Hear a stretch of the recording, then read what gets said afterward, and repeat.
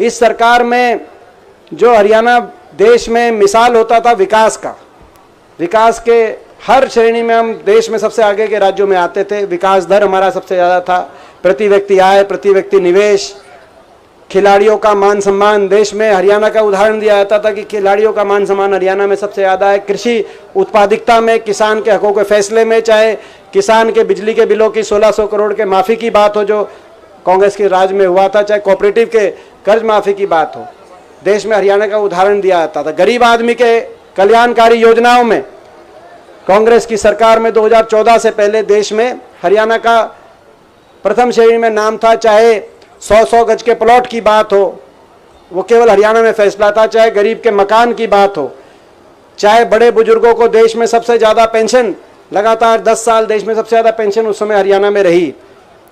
और कुल मिलाकर आपस में भाईचारा, खुशहाली, अमन चैन, शांति 10 साल तक कांग्रेस की सरकार में हरियाणा में कोई लंबा चौड़ा कहीं कोई आंदोलन करना, किसी को सड़क पे आने की जरूरत नहीं पड़ी।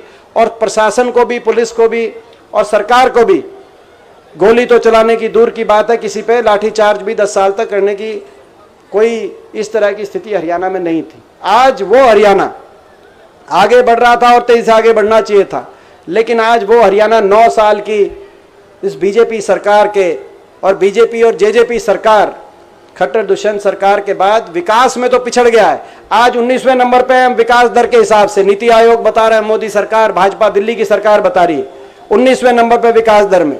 गांव का विकास, शहर का विकास, आज जींद में शहर का देखें, जींद के गांव का देखें, विकास दर में तो पिछड़ गया है, लेकिन आगे पहुंच गया। देश में नंबर 1 पहुंच गया बेरोजगारी में। देश में सबसे ज्यादा बेरोजगारी आज हरियाणा में।